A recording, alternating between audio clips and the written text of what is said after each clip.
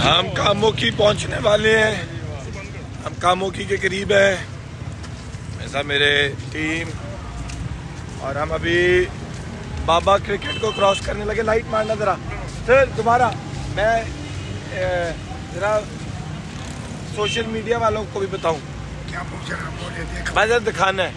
70 साल के बाबा क्रिकेट हमारे साथ चल रही, देख लें ये पीछे, ये जब जवान थे, और ये हमारे साथ कामों के एंटर होने वाले 3 दिन से पैदल चल रहे हैं। पाकिस्तान के लिए इमरान खान जिंदाबाद, इमरान खान जिंदाबाद, पीटीआई जिंदाबाद, पीटीआई जिंदाबाद।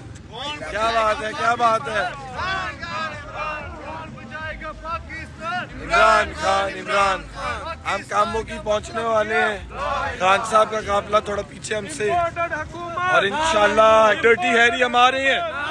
पीटीआई का हकीकी आज़ादी मार्च सिर्फ बोल दिखा रहा है। 24 घंटे हकीकी आज़ादी मार्च, सबसे ज्यादा रील्स और सबसे ज्यादा रेटिंग्स के साथ बोल रहा नंबर 1। सब्सक्राइब करें और बेल दबाएं ताकि कोई खबर रह न जाए।